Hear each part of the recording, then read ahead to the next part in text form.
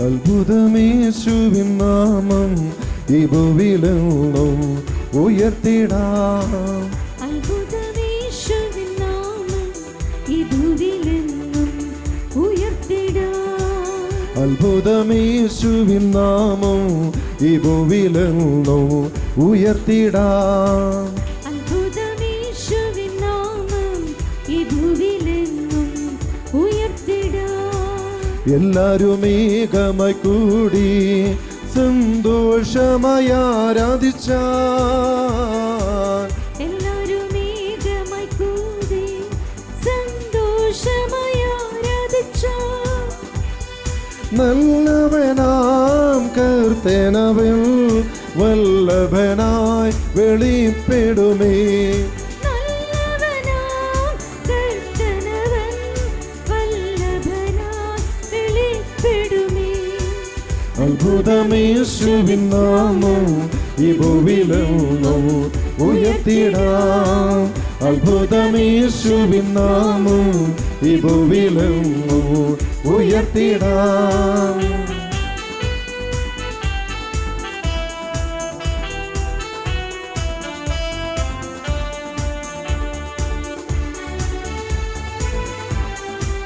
വെള്ളിയും പൊന്നൊന്നുമല്ല ക്രിസ്തേശുവിൻ നാമത്തിനാൽ,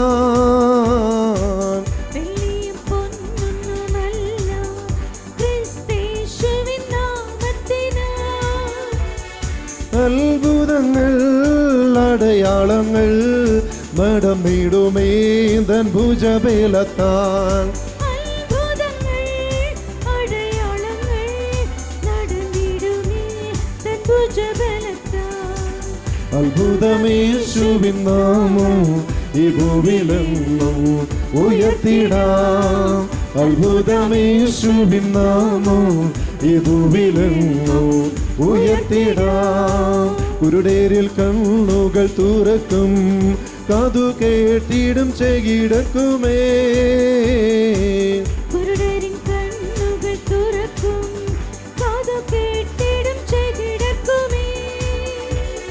മൂടന്നുള്ളവർ കുതിച്ചുയരും, ഊമരെല്ലാം സ്തുതി മുഴക്കും. മൂടന്നുള്ളവർ കുതിച്ചുയരും, ആമേൻ. ഊമരെല്ലാം സ്തുതി മുഴക്കും. ഹല്ലേലൂയ. അത്ഭുതമേശുവിൻ നാമം ഈ ഭൂവിലെങ്ങും ഉയർത്തിടാം. അത്ഭുതമേശുവിൻ നാമം ഈ ഭൂവിലെങ്ങും ഉയർത്തിടാം. ഭൂതങ്ങൾ വീട്ടുടൻ പോകും, സർവബാധയും നീങ്ങിടുമേ. ഭൂതങ്ങൾ വീട്ടുടൻ പോകും, സർവ്വബാധയും നീങ്ങിടുമേ.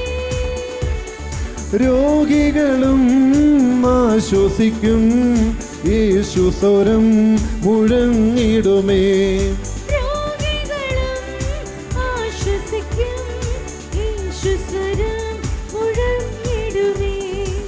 അത്ഭുതമേശുവിൻ നാമം ഈ ഭൂവിലെങ്ങും ഉയർത്തിടാം. അത്ഭുതമേശുവിൻ നാമം ഈ ഭൂവിലെങ്ങും ഉയർത്തിടാം. എല്ലാരും ഏകമായി കൂടി സന്തോഷമായി ആരാധിച്ചാൽ,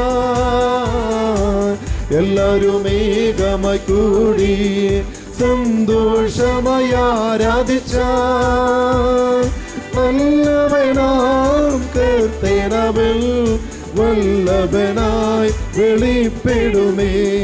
നല്ലവനാം കർത്തനവൻ വല്ലഭനായി വെളിപ്പെടുമേ.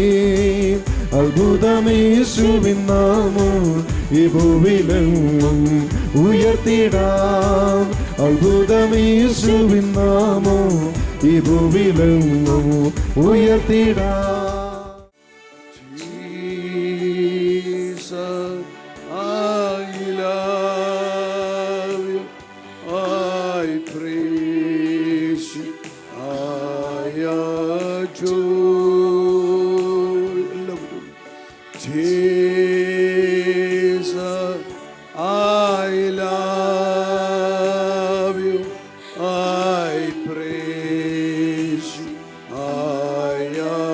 Adore. Once again say to Jesus, I love you.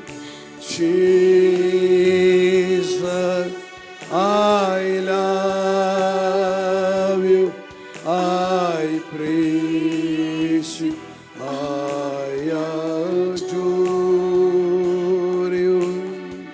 Glorify thy name in all the earth. Glorify thy name. Glorify thy name. Glorify thy name in all the earth. ഇരുകരങ്ങളെയും തുറന്നു പിടിക്കുക. എൻ്റെ ഹൃദയം ഞാൻ എൻ്റെ ദൈവത്തിന് മുമ്പിൽ തുറന്നു വെച്ചിരിക്കുന്നു. O Lord, I have opened my heart before you and I present myself before you. എൻ്റെ ശരീരവും എൻ്റെ ഹൃദയവും എൻ്റെ മനസ്സും എൻ്റെ ആത്മാവും എൻ്റെ ജീവിതം എല്ലാം അങ്ങ് മെനഞ്ഞെടുത്ത ഈ ശരീരം അങ്ങയുടെ ഛായയിൽ അങ്ങയുടെ സാദൃശ്യത്തിൽ മെനഞ്ഞെടുത്ത് മാതൃഗർഭത്തിൽ ഞാൻ രൂപമായ നിമിഷത്തിൽ മാതൃഗർഭത്തിൽ വെച്ച് തന്നെ ജീവശ്വാസം എൻ്റെ മേൽ പകർന്ന് എനിക്കൊരു ആത്മാവിനെ തന്ന് ജീവൻ തന്നവനെ ഞാൻ അങ്ങേക്ക് നന്ദി പറയുന്നു. ജ്ഞാനസ്ഥാനം എന്ന കുദാശയിലൂടെ എൻ്റെ ശരീരത്തെ പരിശുദ്ധാത്മാവിൻ്റെ ആലയമാക്കി രൂപാന്തരപ്പെടുത്തിയവനെ ഞാൻ അങ്ങേക്ക് നന്ദി പറയുന്നു. വിധങ്ങളായ കുദാശകളിലൂടെ എനിക്ക് ജീവൻ നൽകിക്കൊണ്ട് ഈ കാലമെല്ലാം എന്നെ അവിടെ താങ്ങിയല്ലോ. നിങ്ങളുടെ വചനത്തിലൂടെ നിങ്ങളുടെ അഭിഷേകത്തിലൂടെ അവിടുന്ന് എന്നെ വീണ്ടും വീണ്ടും പുനഃസൃഷ്ടിച്ചുവല്ലോ പിതാവേ. ഇതാ ഞാൻ അങ്ങയുടെ മുമ്പ് നിൽക്കുകയാണ് ഇപ്പോൾ. എൻ്റെ കുറവുകളോടെ എൻ്റെ ഭാരങ്ങളോടെ പാപങ്ങളോടെ ഞാൻ അവിടുത്തെ മുമ്പ് നിൽക്കുകയാണ്. നിങ്ങളുടെ ദയയ്ക്ക് വേണ്ടി കരുണയ്ക്ക് വേണ്ടി പ്രാർത്ഥിച്ചുകൊണ്ട്. എന്നാൽ ദൈവത്തിൻ്റെ വചനം നമ്മളെ ഓർമ്മപ്പെടുത്തുന്നു, മനുഷ്യൻ്റെ ആഗ്രഹമോ പ്രയത്നമോ അല്ല ദൈവത്തിൻ്റെ കരുണ എല്ലാറ്റിനും അടിസ്ഥാനം. ദൈവം കരുണ കാണിക്കുന്നില്ല എങ്കിൽ മനുഷ്യൻ്റെ എല്ലാ പ്രയത്നവും വ്യർത്ഥമാണ്. അതിനാൽ എൻ്റെ പിതാവേ, ഞാൻ അങ്ങനെ ആശ്രയിക്കുകയാണ്. അങ്ങനോട് മനഃപൂർവ്വമായി കരുണ കാണിക്കണമേ. ഞാൻ ഏറ്റവും പറയുന്ന അങ്ങയുടെ തിരുസന്നിധിയിൽ ഞാൻ അയോഗ്യനാണ് ദൈവമേ, ഒരു ഭാവിയാണ് എൻ്റെ കർത്താവേ. അങ്ങയുടെ നാമത്തെ വിളിച്ച് അപേക്ഷിക്കാൻ പോലും എനിക്ക് യോഗ്യതയില്ല ദൈവമേ. എന്നോട് കരുണ കാണിക്കണമേ കർത്താവേ.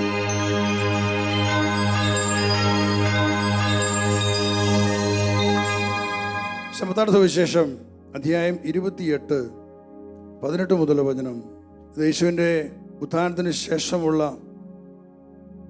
യേശു പഠിപ്പിച്ച ചില കാര്യങ്ങളെക്കുറിച്ചാണ്. യേശു അവരെ സമീപിച്ച് അരുളി ചെയ്തു, സ്വർഗത്തിലും ഭൂമിയിലുമുള്ള എല്ലാ അധികാരവും എനിക്ക് നൽകപ്പെട്ടിരിക്കുന്നു. ആകയാൽ നിങ്ങൾ പോയി എല്ലാ ജനതകളെയും ശിഷ്യപ്പെടുത്തുവിൻ.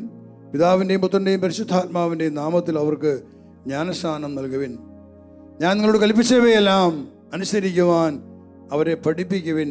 യുഗാന്തം വരെ എന്നും ഞാൻ നിങ്ങളോട് കൂടി ഉണ്ടായിരിക്കും. ഈ ലോകത്തിൽ നിന്നും സ്വർഗത്തിലേക്ക് എടുക്കപ്പെടുന്നതിന് മുൻപ് ഉദ്ധിതനായ യേശു എന്ന് പറഞ്ഞാൽ നരകത്തിൻ്റെ അഗാധങ്ങൾക്ക് ഇറങ്ങിച്ചെന്ന് സാത്താൻ്റെ ആധിപത്യങ്ങളെ തകർത്ത്, നരകത്തിൻ്റെ ആധിപത്യങ്ങളെ തകർത്ത് അബ്രഹാം ധനവാനോട് പറഞ്ഞു, ഇവിടെ അങ്ങോട്ടും ഇങ്ങോട്ടും വരാൻ പറ്റില്ല, ഒരു ഗർത്തമുണ്ട്. ആ ഗർത്തം എന്ന് പറയുന്നത് സാത്താൻ ആധിപത്യമായിരുന്നു. ആ ഗർത്തം, ആ ആധിപത്യം തകർത്ത് നരകത്തിലേക്ക് ഇറങ്ങി ആത്മാക്കൾ രക്ഷയുടെ കവാടം തുറന്നു കൊടുത്ത് നരകത്തിൻ്റെ കവാടത്തെ തുറന്ന് യേശു മഹത്വപൂർണ്ണമായി മരിച്ചവരിൽ നിന്നും ഉത്ഥാനം ചെയ്തു. അത് വലിയ വിജയത്തിൻ്റെ നിമിഷങ്ങളാണ് പിന്നീട് അങ്ങോട്ടുള്ളത്. സ്വർഗത്തിൻ്റെ വലിയ വിജയത്തിൻ്റെ നിമിഷങ്ങൾ. ആദം വഴി നഷ്ടപ്പെട്ടു പോയ ദൈവം മനുഷ്യന് കൊടുത്തെല്ലാം തൻ്റെ സ്വന്തം മക്കളാകാൻ വേണ്ടി അവിടുന്ന് മെനഞ്ഞെടുത്ത ആദവും ഹവ്വായും അവരുടെ മക്കളൊക്കെ സന്താന പരമ്പരകൾ ദൈവരെല്ലാം കണ്ടിരുന്നു. ആദ്യം സൃഷ്ടിക്കുമ്പോൾ ഈ ഭൂമിയിൽ ജനിച്ചു വീഴാൻ പോകുന്ന അവസാന മനുഷ്യനെ അന്ന് ദൈവം കണ്ടതാണ്. ദൈവം ആദ്യത്തിലേക്ക് ഊതിയ, ആ മണ്ഡപത്തിലേക്ക് ഊതിയ ജീവശ്വാസത്തിൽ അവസാനം ജനിക്കാൻ പോകുന്ന മനുഷ്യനുള്ള ജീവശ്വാസം അവിടെ ഉണ്ടായിരുന്നു. ഹല്ലേലൂയ. അവിടെ ദൈവം എല്ലാവരെയും കണ്ടിരുന്നു. പക്ഷെ മനുഷ്യൻ്റെ വീഴ്ചയിൽ ദൈവം കൊടുത്തെല്ലാം നഷ്ടപ്പെട്ട് അടിമകളായ മനുഷ്യൻ മാറി. അങ്ങനെ കാലത്തിൻ്റെ സമയത്തിൻ്റെ തികവിൽ അവിടുന്ന് പുത്രനെ ഭൂമിയിലേക്ക് അയച്ചു. പുത്രൻ വന്ന് ചെയ്യേണ്ട ഏറ്റവും വലിയ കാര്യമായിരുന്നു പൈശാചികമായ ആധിപത്യത്തെ തകർക്കുക എന്നുള്ളത്. നമ്മളെങ്ങനെ ചിന്തിച്ചു നോക്കിക്കേ, യേശു എത്രയോ രോഗികളെ സുഖപ്പെടുത്തി, എത്രയോ മനുഷ്യരിലെ അശുദ്ധാത്മാക്കൾ ബാധിച്ചിരുന്നവരോട് യേശു കൽപ്പിച്ചു പുറത്തു പോകാൻ. ഒറ്റ വാക്ക് പറയുന്നതേ ഉള്ളൂ, അവരൊക്കെ വിട്ട് പുറത്തു പോയി. മരിച്ച് 4 ദിവസമായി കല്ലറയ്ക്കുള്ളിൽ കിടന്നിരുന്ന ലാസറിന്റെ ആത്മാവിനോട് കൽപ്പിച്ചു, ലാസറസ് കം ഔട്ട്. ഒറ്റ വാക്ക് പറഞ്ഞതേ ഉള്ളൂ, അവന്റെ ആത്മാവ് പുറത്തു പോന്നു, ലാസർ പുറത്തു പോന്നു. അപ്പൊ ഇങ്ങനെയെല്ലാം ശക്തനായ ഒരു ദൈവത്തിന് എന്തിനാണ് സ്വയം കുരിശിൽ മരിക്കേണ്ടി വന്നത്? അവിടുത്തെ വാക്ക് കൽപ്പിച്ചാൽ പോരായിരുന്നു? മനുഷ്യന്റെ പാപമെല്ലാം ക്ഷമിക്കപ്പെടട്ടെ എന്ന് ഒറ്റ വാക്ക് പറഞ്ഞാൽ ക്ഷമിക്കപ്പെടില്ലായിരുന്നോ? ക്ഷമിക്കപ്പെടുമായിരുന്നു, കാരണം ദൈവമാണ് പറയുന്നത്. പിന്നെ എന്തിനാണ് അവിടുത്തെ കുരിശിൽ മരിക്കാൻ തയ്യാറായത്? അതിന് ഉത്തരം ഇതാണ്, സാത്താനെ തകർക്കാൻ വേണ്ടിയിട്ടാണ്. പിശാചിന്റെ രാജ്യത്തെ തകർക്കാൻ അവൻ ആദ്യം തകർക്കണം. അങ്ങനെ കാരണം യേശുവിന് മേൽ ചുമത്തപ്പെട്ട പാപങ്ങൾ അത് സാത്താന്റെ ശക്തിയായിരുന്നു. ആ പാപങ്ങൾ യേശുവിനെ ചുമത്തപ്പെട്ട് ആ പാപത്തിനോട് ശിക്ഷിക്കപ്പെട്ട് പാപത്തിന്റെ അവസാന ശക്തി നശിക്കുമ്പോൾ യേശു പീഡ സഹിച്ചു, വേദന സഹിച്ചാണ് യേശു അവസാനം കുരിശിൽ മരിക്കുന്നത്. ആ ശരീരം കുരിശിൽ ആണികൾ തറയ്ക്കപ്പെട്ടു. ആ ശരീരത്തിൽ ചുമത്തപ്പെട്ട പാപങ്ങളെല്ലാം അവിടെ ബന്ധിക്കപ്പെട്ടു ആ കുരിശിലൂടെ. പിശാചിന്റെ ശക്തി പാപമാണ്, മനുഷ്യന്റെ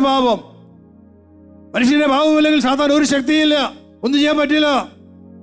അതുകൊണ്ട് അവൻ ആദ്യത്തെ പിടിച്ച് അവനെ കൊണ്ട് പാപം ചെയ്യിപ്പിച്ചത്, അവയെ കൊണ്ട് പാപം ചെയ്യിപ്പിച്ചത്, കായനെ കൊലപാതകയാക്കി മാറ്റിയത്. ഇവിടെ എല്ലാം സാത്താൻ നിന്നു. പിന്നെ അവിടുന്ന് ഇങ്ങോട്ട് നമ്മൾ ഉൽപ്പത്തി 5 വായിക്കുന്നുണ്ട്, 6 വായിക്കുന്നുണ്ട്, ദൈവം മനുഷ്യ സൃഷ്ടിച്ചതോട് അവിടുന്ന് ദുഃഖിച്ചു, പരിതപിച്ചു. കാരണം ആ തലമുറയില് മനുഷ്യർ ജീവിച്ചത് അഴിഞ്ഞാട്ടത്തിലും അക്രമത്തിലും അഴിമതിയിലും പാപത്തിലും അവർ ജീവിച്ചു. അത് നിയമം കൊടുക്കപ്പെട്ടിട്ടുണ്ടായിരുന്നില്ല. കണ്ടവരെല്ലാം ദൈവപുത്രന്മാര്, ദൈവത്തിന്റെ വിളിക്കപ്പെട്ട മക്കൾ പോലും അവരെല്ലാം ഭാര്യമാരെ സ്വീകരിച്ചു. അങ്ങനെ ഒരു അഴിഞ്ഞാട്ടത്തിന്റെ ജീവിതം, ലോകം മുഴുവൻ പാപം പെരുകി, തിന്മ പെരുകയും. ഇവിടെ പിശാചിന്റെ വലിയ ആധിപത്യ ലോകമെല്ലാം ഉണ്ടായി. ദൈവം മോശയെ അയച്ചു. മോശ വഴി 10 കൽപ്പന കൊടുത്തിട്ട് പറഞ്ഞു, നിങ്ങൾ അനുസരിച്ചാൽ നിങ്ങൾ ജീവിക്കും. എന്തുകൊണ്ടാണ് ജീവിക്കുന്നത് പറഞ്ഞറിയാമോ? ആദത്തോട് പറഞ്ഞു, നീ ഇത് ലംഘിച്ചാൽ നീ മരിക്കുമെന്ന് പറഞ്ഞു. ആദം ലംഘിച്ചു. അങ്ങനെ മരണം മനുഷ്യന്റെ മേൽ വന്നു.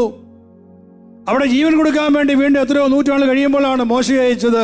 മോശ വഴി 10 കൽപ്പന കൊടുത്തുകൊണ്ട് പറഞ്ഞു, അനുസരിച്ചാൽ നിങ്ങൾ ജീവിക്കും. പക്ഷെ അനുസരിക്കാൻ അവരെ കൊണ്ട് കഴിഞ്ഞില്ല. വീണ്ടും യേശുവിനെ അയക്കുകയാണ്. യേശു വന്ന് എല്ലാവർക്കും വേണ്ടി പാപപരിഹാര ബലിയായിട്ട് മാറി. സകല മനുഷ്യരുടെയും പാപങ്ങള് യേശു ഏറ്റെടുത്തുകൊണ്ട്, അത് യഹൂദന്റെ അല്ല, ക്രിസ്ത്യാനിയുടെ അല്ല, മുസ്ലിമിന്റെ, ഹിന്ദുവിന്റെ, എല്ലാ മനുഷ്യരുടെയും പാപങ്ങള് യേശു തന്നെ മേൽ ഏറ്റെടുക്കുകയാണ് ചെയ്തത്. അതിനോട് യേശു ശിക്ഷിക്കപ്പെട്ടത്. അങ്ങനെ പാപത്തിന്റെ ശക്തിയെ നശിപ്പിച്ച്, അതിലൂടെ പിശാചിന്റെ അധികാരങ്ങളെ നശിപ്പിച്ച് അവനെ നിസ്സഹായനാക്കി മാറ്റി. അതിനുശേഷമാണ് കർത്താവ് കുരിശിൽ മരിച്ചുകൊണ്ട് ഇതിന്റെ ആത്മാവിൽ നരകത്തിലേക്ക് ഇറങ്ങിച്ചെന്നത്. ആദം മുതൽ യേശുവിന്റെ കാലം വരെ കണ്ടത് കോടിക്കണക്ക് ആത്മാക്കൾ ഇറങ്ങിച്ചെന്നുകൊണ്ട് സുവിശേഷം പ്രസംഗിച്ച് അവർക്ക് രക്ഷയുടെ കവാടം യേശു തുറന്നു വെച്ചു. ഹല്ലേലൂയ! അതാണ് കർത്താവിന്റെ വിജയം. യേശു ക്രിസ്തു നരകത്തിലേക്ക് ഇറങ്ങിച്ചെന്ന് ആത്മാക്കൾ രക്ഷ കൊടുത്തു എന്ന് ഏറ്റുപറയാൻ പറഞ്ഞതിന് കാരണം അതുകൊണ്ടാണ്. കാരണം പിശാചിന് മേൽ നിനക്ക് വിജയം ഉണ്ടാകണമെങ്കിൽ, നിന്റെ തലമുറയ്ക്ക് രക്ഷ പ്രാപിക്കാൻ സാധിക്കണമെങ്കിൽ നീ അത് വിശ്വസിച്ചേ പറ്റൂ. എന്ത് വിശ്വസിക്കണം? നീ എന്താ വിശ്വസിക്കേണ്ടത്? യേശു ക്രിസ്തു നരകത്തിലേക്ക് ഇറങ്ങി. യേശു നരകത്തിലേക്കാണ് ഇറങ്ങിയത്. കാരണം നരകത്തിന് മേൽ യേശുവിന് അധികാരവും ആധിപത്യവും ഉണ്ടായി. യേശു ഉത്ഥാനം ചെയ്തു. യേശു തന്റെ അപ്പോസ്തലന്മാർക്ക് പ്രത്യക്ഷപ്പെട്ടുകൊണ്ട് പറയാണ്, ഇതാ ഈശോയോട് പറയാണ്, സ്വർഗത്തിലും ഭൂമിയിലുമുള്ള എല്ലാ അധികാരവും എനിക്ക് നൽകപ്പെട്ടിരിക്കുന്നു. സ്വർഗത്തിലും ഭൂമിയിലുള്ള എല്ലാ അധികാരവും എനിക്ക് നൽകപ്പെട്ടിരിക്കുന്നു. ആദം നഷ്ടപ്പെടുത്തി കളഞ്ഞ എല്ലാ അധികാരവും ഞാൻ വീണ്ടെടുത്തിരിക്കുന്നു. ഹല്ലേലൂയ! ഇത്രയും നൂറ്റാണ്ടുകളായി മനുഷ്യനെ അടിമപ്പെടുത്തി സാത്താൻ ദൈവം കൊടുത്ത എല്ലാ അധികാരവും സാത്താൻ കവർന്നെടുത്തിരുന്നെങ്കിൽ മനുഷ്യനെല്ലാം അധികാരവും നഷ്ടപ്പെട്ടിരുന്നു. എന്നാൽ യേശു പിശാചിനെ, സാത്താനെ ആ ക്രൂശ് മരണത്തിലൂടെ അവന്റെ ആധിപത്യങ്ങളെ തകർത്തപ്പോൾ സാത്താൻ നശിപ്പിക്കപ്പെട്ടില്ല. അത് ഓർക്കണമേ. അവൻ നശിപ്പിക്കപ്പെട്ടിട്ടില്ല. അവന്റെ അധികാരങ്ങളെ, ആധിപത്യങ്ങളെ യേശു തകർക്കുകയാണ് ചെയ്തത്. അങ്ങനെ പിശാചിന് മേൽ വിജയം വരിച്ചുകൊണ്ട് യേശു ഉത്ഥാനം ചെയ്തു. ആ യേശുവാണ് തന്റെ അപ്പോസ്തലന്മാരോട് പറയുന്നത്, സ്വർഗത്തിലും ഭൂമിയിലുള്ള എല്ലാ അധികാരവും ഇപ്പോൾ എൻ്റെയിലാണ്. അതുകൊണ്ട് നിങ്ങൾ പോയി എല്ലാ ജനതകളെയും ശിഷ്യപ്പെടുത്തുവിൻ. ശ്രദ്ധിക്കണ വാക്ക്. എല്ലാ അധികാരവും എൻ്റെ കയ്യിലുണ്ട്, അതുകൊണ്ട് നിങ്ങൾ വയ്ക്കോ. നിങ്ങൾ പോയി എല്ലാ ജനതകളെയും ശിഷ്യരാക്കണം. എല്ലാ ജനതകളെയും. അതിനുള്ള ആധിപത്യം, അതിനുള്ള ശക്തി, അതിനുള്ള അധികാരം ഇതാ മക്കളെ ഞാൻ നിങ്ങൾക്ക് തന്നിരിക്കുന്നു. Hallelujah, hallelujah. ആദിവസഭയിലെ അപ്പോസ്തലന്മാർ കൊടുത്ത അധികാരം അതാണ്. യേശുവിന്റെ ശക്തി സ്വർഗത്തിലും ഭൂമിയിലുമുള്ള എല്ലാ അധികാരവുമാണ് അപ്പോസ്തലന്മാർ കൊടുത്തത്. അതുകൊണ്ടാണ് അവർ ലോകത്തിന്റെ അതിരുകൾ വരെയും കടന്നു വന്നു, ദൈവത്തിന്റെ വചനം പ്രസംഗിച്ചു, ദൈവത്തിന്റെ ആത്മാവോടൊപ്പം ചലിച്ചു. വലിയ വലിയ മനസ്സാന്തരങ്ങൾ നമ്മുടെ ഈ കേരളത്തിന്റെ മണ്ണിൽ തോമാശ്രീയ എത്രയോ ദൂരത്തിൽ നിന്നാണ് വന്ന് ഇവിടെ വന്ന് ഈ കേരളത്തിൽ വന്ന് വചനം പ്രസംഗിച്ച് മനസ്സാന്തരപ്പെടുത്തി ഇവിടെ ദൈവരാജ്യം സ്ഥാപിച്ചു. ഈ കേരളത്തിന്റെ മണ്ണിൽ പ്രിയപ്പെട്ടവരെ, അടുത്ത വചനം, പിതാവിന്റെയും പുത്രന്റെയും പരിശുദ്ധാത്മാവിന്റെയും നാമത്തിൽ അവർക്ക് ജ്ഞാനസ്നാനം നൽകുവിൻ. ഞാൻ നിങ്ങളോട് കൽപ്പിച്ചവയെല്ലാം അനുസരിക്കാൻ അവരെ പഠിപ്പിക്കുവിൻ. യുഗാന്തം വരെ എന്നും ഞാൻ നിങ്ങളോട് കൂടി ഉണ്ടായിരിക്കും. ഞാൻ നിങ്ങളോട് കൽപ്പിച്ചവയെല്ലാം അനുസരിക്കാൻ അവരെ പഠിപ്പിക്കുവിൻ. എന്നിട്ട് പറഞ്ഞേ, ഞാൻ നിങ്ങളോട് കൽപ്പിച്ചവയെല്ലാം അനുസരിക്കുവാൻ അവരെ പഠിപ്പിക്കുവിൻ. ഒരിക്കൽ കൂടി, ഞാൻ നിങ്ങളോട് കൽപ്പിച്ചവയെല്ലാം അനുസരിക്കാൻ അവരെ പഠിപ്പിക്കുവിൻ. ഇതാണ് സുവിശേഷ പ്രഘോഷണം. ഹല്ലേലൂയ. അനുസരിക്കാൻ പഠിപ്പിക്കണം എന്നാണ് പറഞ്ഞത്. ഞാൻ നിങ്ങളോട് കൽപ്പിച്ചവ എന്താ കൽപ്പിച്ചത്? എന്താണത് കൽപ്പിച്ചതല്ല? എന്താണ്? ദൈവത്തിന്റെ വചനങ്ങളാണ്. അപ്പോൾ ഈ വചനങ്ങൾ അനുസരിക്കാൻ നിങ്ങൾ അവരെ പഠിപ്പിക്കുക. പ്രസംഗിച്ചു പോകാനല്ല പറഞ്ഞത്. You go and teach them to obey my commandments, to obey my word. എൻ്റെ വചനങ്ങൾ അനുസരിക്കാൻ അവരെ പഠിപ്പിക്കുക, അവളെ പഠിപ്പിക്കണം. അപ്പോൾ പഠിപ്പിക്കപ്പെടുന്ന എന്ത് ചെയ്യണം? അത് അനുസരിച്ച് ജീവിക്കണം. ഹല്ലേലൂയ. ഇതാണ് യഥാർത്ഥമായ ക്രിസ്ത്യ ജീവിതം എന്ന് പറയുക. ജ്ഞാനസ്നാനം സ്വീകരിച്ചു, പേര് ഒരു ക്രിസ്തീയ നാമം, ഞായറാഴ്ചകളിൽ ബലിയർപ്പിക്കാൻ പോകുന്നു, ക്രിസ്ത്യാനായിട്ട് ജീവിക്കുകയാണ്. പക്ഷെ എന്തെങ്കിലും ഒരു ബന്ധം ദൈവമായിട്ടുണ്ടോ? അനേകം ക്രൈസ്തവർക്ക് പേരിന് ക്രൈസ്തവരാണ്, പാരമ്പര്യ ക്രിസ്ത്യാനികളാണ്. നമ്മുടെ ഈ കാലത്ത് നമ്മൾ എത്ര ക്രൈസ്തവർക്ക് ദൈവമായിട്ട് ബന്ധമുണ്ട്? നമ്മൾ കഴിഞ്ഞ ക്ലാസ്സിൽ നമ്മൾ കേട്ടു, ആ ബന്ധം സ്ഥാപിതമായിരിക്കുന്നത് ഒറ്റ വഴിയിലൂടെയാണ്.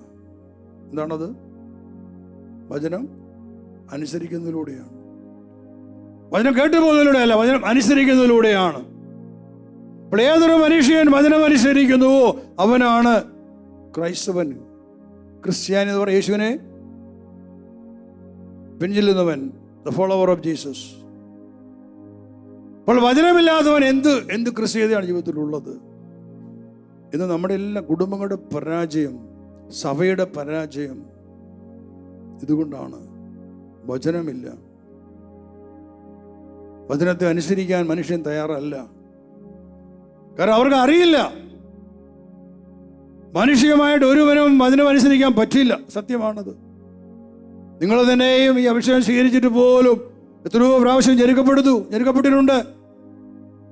വാസ്തവത്തിൽ ദൈവം ഈ അഭിഷേകത്തിലൂടെ നിങ്ങൾക്ക് വചനം തന്നത്, നിങ്ങളെ വീണ്ടും ജനിപ്പിച്ചത്, നിങ്ങൾ ഇനിയും വീണ്ടും പാപത്തിലേക്ക് പോകാതിരിക്കാൻ വേണ്ടിയിട്ടാണ്.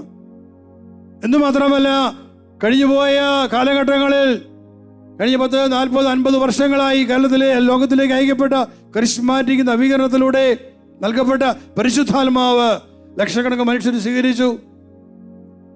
അനേകരെ മാനസാന്തരപ്പെട്ടു, പാപങ്ങളെ ഉപേക്ഷിച്ചു, മദ്യപാനം ഉപേക്ഷിച്ചു. വലിയൊരു മാറ്റം ലോകത്തിലെല്ലാം ഉണ്ടായി. പക്ഷെ അത് നീർക്കുമ്പളവലായിപ്പോയി എന്ന് മാത്രം, താൽക്കാലികമായി പോയി. ഏതാനും വർഷങ്ങൾ നിന്നു. അത് കഴിഞ്ഞപ്പോഴേക്കും അതെല്ലാം കെട്ടടങ്ങി. എന്താ സംഭവിച്ചത്? കാരണം മനുഷ്യൻ അവൻ നന്നായിട്ട് ജീവിക്കാൻ ആഗ്രഹിച്ചു. വചനം കിട്ടിയപ്പോൾ, അവന് പരിശുദ്ധാത്മാവിനെ കിട്ടിയപ്പോൾ അവൻ നന്നായിട്ട് ജീവിക്കാൻ അവൻ ആഗ്രഹിച്ചു. പക്ഷേ അത് സമ്മതിക്കാത്ത അവന്റെ തലമുറകൾ അവനെ ഭരിച്ച്, അവന്റെ തലമുറ അവനെ വീഴ്ച്, അവനെ കൊണ്ട് പാപം ചെയ്യിപ്പിച്ച്, അവനെ കിട്ടുന്നതെല്ലാം നശിപ്പിച്ച് നഷ്ടപ്പെടുത്തി കളഞ്ഞു.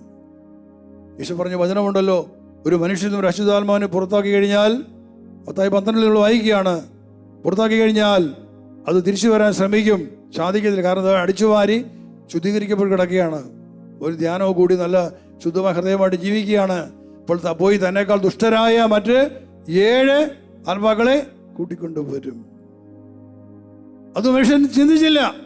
ഇതൊക്കെ വെറും കഥകളായിട്ട് മനുഷ്യരെടുത്തു. യേശു പറഞ്ഞതാണ്, ഒരു അശുദ്ധാത്മാവിനെ പുറത്താക്കാൻ കഴിയുമ്പോൾ അത് തിരിച്ചു കയറാൻ ശ്രമിക്കും. അവിടെ അതിനെക്കൊണ്ട് വീണ്ടും പാപം ചെയ്യിക്കാൻ നോക്കും. പക്ഷേ ഈ വ്യക്തി പാപം ചെയ്യാൻ തയ്യാറല്ല. അവൻ കുമ്പസാരിക്കുന്നു, പള്ളിയിൽ പോകുന്നു, പ്രാർത്ഥിക്കുന്നു, വിശുദ്ധമായിട്ട് ജീവിക്കുന്നു. അവിടെ കയറാൻ പറ്റുന്നില്ല എന്ന് കണ്ടപ്പോൾ എന്ത് ചെയ്തു? അത് പോയി തന്നെക്കാൾ ദുഷ്ടരായ മറ്റ് ആരെ കൂട്ടിക്കൊണ്ടുവന്ന് 7.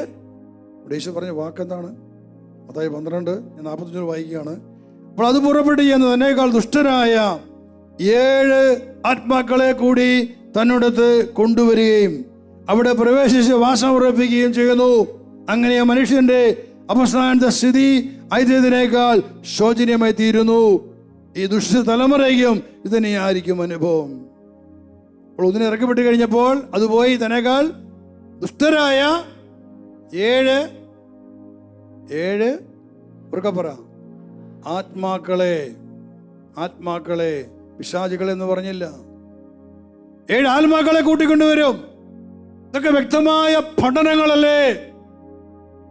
ഒന്നിനെ ഇറക്കി വിട്ട് കഴിഞ്ഞു, ഒരു അശുദ്ധാത്മാനെ ഇറക്കി വിട്ടു, അവന് പിന്നെ കയറാൻ പറ്റില്ല, അവൻ പോയി കൂട്ടിക്കൊണ്ടുവരാണ്. തന്നെക്കാൾ ദുഷ്ടരായ ദുഷ്ടാത്മാക്കൾ, 7 ആത്മാക്കൾ, അശുദ്ധാത്മാക്കൾ, മനുഷ്യാത്മാക്കൾ.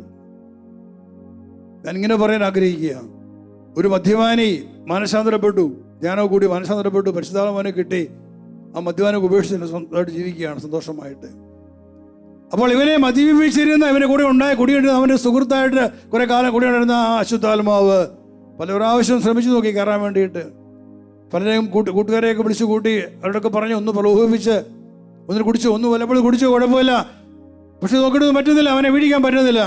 അപ്പോൾ എന്ത് ചെയ്യുന്നറിയാമോ? ഇവൻ പോയി, ഈ ഇറക്കിപ്പെട്ടവൻ പോയി ഇവന്റെ തന്നെ ഈ കുടിയനായിരുന്ന മനുഷ്യന്റെ തലമുറകളില് മദ്യപാനത്തിൽ മരിച്ചുപോയ നഷ്ടപ്പെട്ട് കിടക്കുന്ന ദുരാത്മാക്കളുണ്ട്. ആ ആത്മാക്കളെ കൂട്ടിക്കൊണ്ട് വരികയാണ്. ഇവന്റെ രക്തവുമായി ബന്ധമുള്ളവരെ തന്നെയാണ് കൊണ്ടുവരുന്നത്.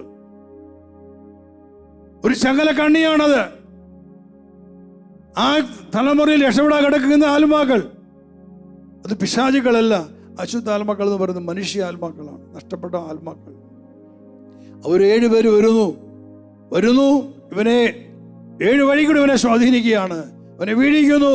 യേശു പറയാണ്, അവന്റെ അവസാനത്തെ സ്ഥിതി ആദ്യത്തിനേക്കാൾ ശോചനീയമാണ്.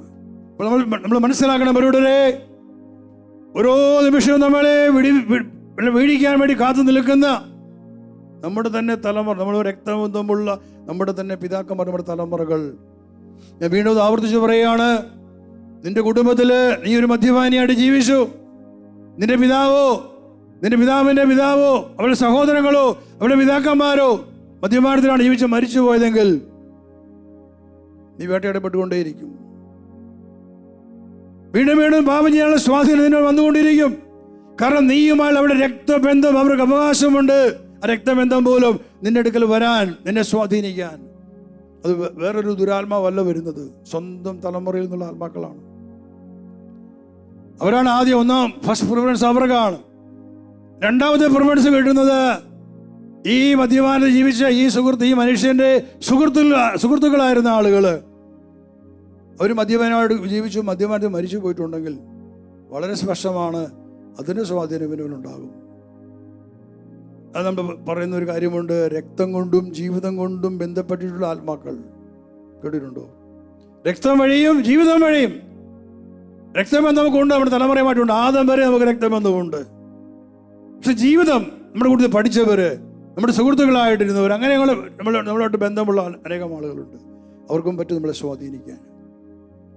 അപ്പോൾ ഈ പുറത്താക്കപ്പെട്ടവൻ ചുമ്മാതിരുന്നില്ല, അങ്ങനെ പോയി തന്നെക്കാൾ ദുഷ്ടരായ അനേകരെ കൂട്ടിക്കൊണ്ടുവന്ന് അനേകരെ സ്വാധീനിച്ചു, വീഴിച്ചു. മദ്യപാനം നിർത്തിയവരൊക്കെ എത്രയോ കുടിയന്മാരായിട്ട് ഇതിന് തിരിച്ചുപോയി. വ്യഭിചാരം ഉപേക്ഷിച്ചവര് വിശുദ്ധമായി ജീവിക്കാൻ ശ്രമിച്ച എത്ര പേരുണ്ട് ഇപ്പം.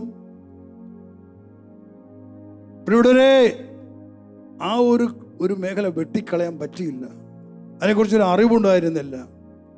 പരിശുദ്ധാത്മാവ് അയക്കപ്പെട്ടെങ്കിലും ആ തലമുറയ്ക്ക്, നമ്മുടെ കഴിഞ്ഞ തലമുറയ്ക്ക് ഈ കരിസ്മാറ്റിക് നവീകരണം വഴി വന്ന പരിശുദ്ധാത്മാവ് അയക്കപ്പെട്ടപ്പോൾ തലമുറ ഭരിക്കുമെന്നുള്ളൊരു ചിന്ത പോലും ആർക്കും ഉണ്ടായില്ല. അങ്ങനെയാണ് 1988 കർത്താവ് വീണ്ടും ഒരു അഭിഷേകമായിട്ട് പരിശുദ്ധാത്മാവിനെ അയച്ചത്.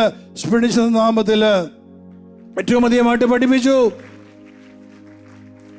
ഈ അഭിഷേകം ഏറ്റവുമായിട്ട് പഠിപ്പിച്ചത് ആത്മാക്കളെ കുറിച്ചാണ്. ഇന്നലെ ഞാനിവിടെ സാക്ഷ്യപ്പെടുത്തിയിരുന്നല്ലോ.